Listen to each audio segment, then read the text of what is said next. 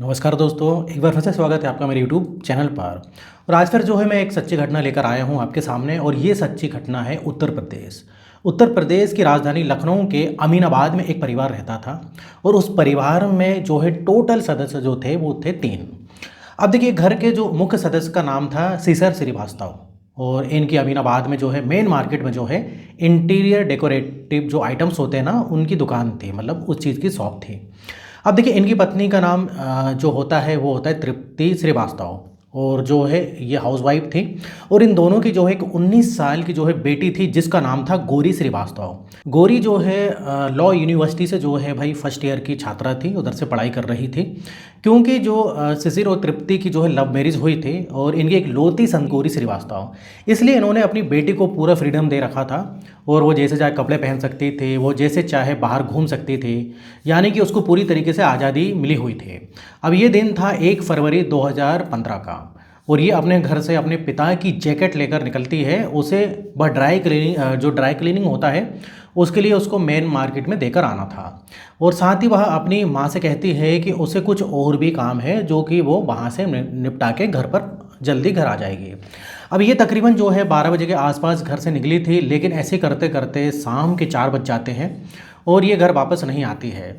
अब माँ अपनी बेटी को कॉल करती है तो पूरी बेल जाने के बाद भी, जो मोबाइल होता है, पूरी बेल जाने के बाद भी ये फ़ोन नहीं उठाती है। और अब देखिए, इनकी बेटी जो है कभी भी जो है ऐसा नहीं करती थी, मतलब जब भी वो फ़ोन करते थे उसके घर वाले, तो फ़ोन ज़रूर उठाते थे। अब पेरेंट्स उसको कॉल जो है कई बार करते हैं, खूब कोशिश करते हैं, लेकिन वो फ़ोन नहीं उठाती है। अब इधर जो है माँ थोड़ा सा परेशान हो जाती है और वो जो है गौरी के पिता जो होते हैं शिशिर को बताती है। और शिशिर तकरीबन 4:30 बजे अपनी बेटी के नंबर पर कॉल करते हैं। और इस बार उधर से कोई लड़का फ़ोन उठाता है और वो कहता है कि गौरी मेरे साथ है। वो कहता है कि मैं उसका दोस्त हूँ और गौरी जो है कुछ ही देर में जो है आपके घर वापस आ जाएगी। अब पिता को थोड़ी तसल्ली हुई, क्योंकि गौरी के बहुत सारे दोस्त थे, हो सकता है कि किसी दोस्त के साथ घूमने गई हो।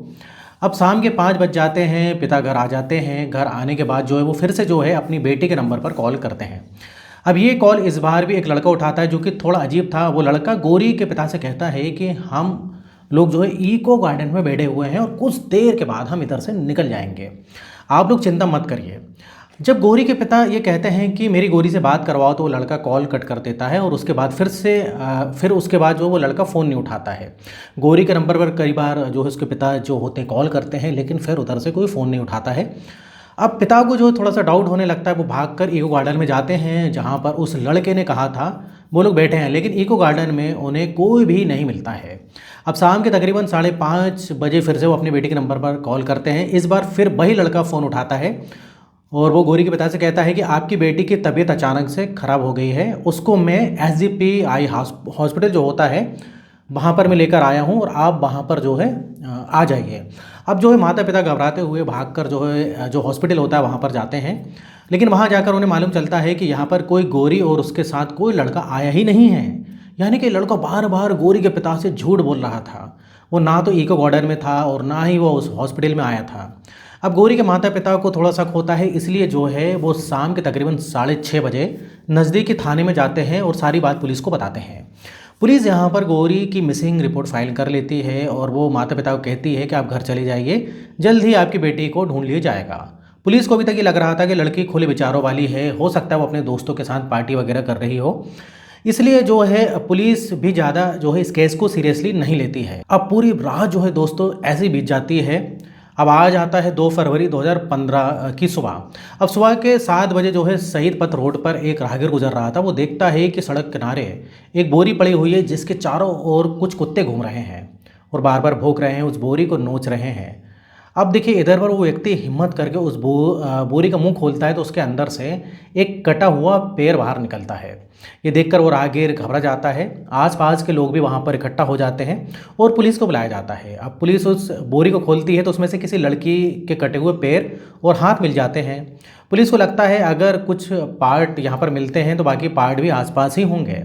अब 1 किलोमीटर की रेंज में पुलिस जो है अभियान चलाती है और 3 बोरियों में इस लड़की का पूरा शव पुलिस को मिल जाता है।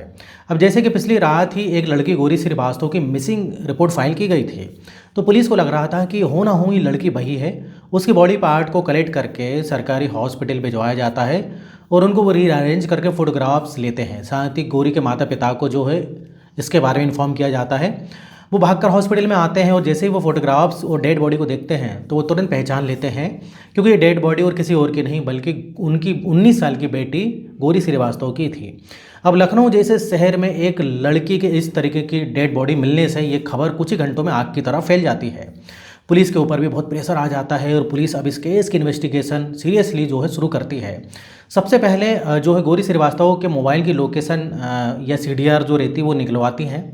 उसकी CDR पुलिस के CDR से पुलिस के हाथों में कुछ नहीं लगता है। अब उसके मोबाइल की लोकेशन जब देखते हैं तो मालूम चलता है कि वो पिता की जैकेट को ड्राई क्लीनिंग के लिए देने के बाद वो तेली बाग इलाके की तरफ देखी गई थी। वहाँ लोगों से पूछताछ की जाती है तो कई लोग पुष्टि करते हैं कि हाँ भाई यहाँ पर से वो निकली थी।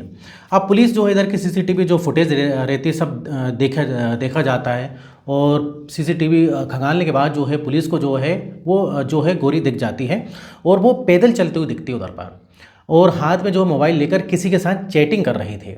उसके कुछ देर के बाद एक लड़का बाइक पर उसके सामने आकर रुकता है और गौरी उसके साथ जो है बाइक पर बैठकर तेली बाग के अंदर इलाके में चली जाती है। अब पुलिस को यहाँ पर अपना सस्पेक्ट मिल चुका था। उन्हें किसी भी तरीके से मालूम करना था कि जिस लड़के के साथ गौरी बाइक पर बैठकर गई थी वो लड़का कौन था और उसने गौरी के साथ क्या कुछ किया। इसी के चलते पुलिस उस लड़के की बाइक के नंबर प्लेट से उसकी डिटेल निकलवाती है और मालूम चलता है कि इस लड़के का नाम हिमांशु है। इसकी उम्र 23 साल है और ये लखनऊ के तेली बाग इलाके में ही रहता है। पुलिस इसकी जानकारी इकट्ठा करके घर पहुंचती है, लेकिन वहाँ पर पुलिस को ताला लगा हुआ मिलता है। अब पड़ोसी वगैरह से पूछताछ की जाती है तो पता लगता है कि हिमांशु वैसे तो वो राजस्थान में पढ़ाई करता है, लेकिन फ़िलहाल उसका परिवार मुंबई घूमने के लिए गया हुआ था, इसलिए वो राजस्थान से लखनऊ अपने घर आया हुआ था और कल रात से हिमांशु अपने घर से गायब है। पुलिस हिमांशु का मोबाइल नंबर ले लेती है और उसकी लोकेशन को ट्रेस करके कुछ ही घंटों में हिमांशु को अरेस्ट कर लिया जाता है। और जब हिमांशु से सख्ती से पूछताछ होती है तो वो सारा सच उगल देता है और ये जो सच हिमांशु बताता है ये जानकर यकीन मानिए आपके पैरों तले ज़मीन खिसक जाएगी। हिमांशु पुलिस को बताता है कि 1 साल पहले ऑनलाइन माध्यम से उसकी दोस्ती गौरी के साथ हुई थी। वैसे तो हिमांशु राजस्थान में पढ़ाई करता था, इसलिए उसकी गौरी के साथ ज़्यादा मुलाकात नहीं हुई थी, लेकिन क्योंकि ये लखनऊ से ही बिलोंग करता था और ये जो है कई बार जो है या बोले तो 1-2 बार जो है ये कैफ़े या रेस्टोरेंट में जो है मिलता है। अब इधर होता क्या है कि जब हिमांशु के घर वाले मुंबई घूमने के लिए गए थे तो ये राजस्थान से जो है लखनऊ आ जाता है और इसी दौरान ये गौरी से बात करता है और गौरी को कहता है कि उसके घर पर कोई नहीं है, क्या तुम मुझसे मिलने आ सकती हो। ये ज़्यादातर जो बात है वो गौरी के साथ चैटिंग के माध्यम से ही किया करता था और CCTV में भी गौरी चैट करते हुए दिखाई देती है। दरअसल उस समय हिमांशु से ही वो चैट कर रही थी।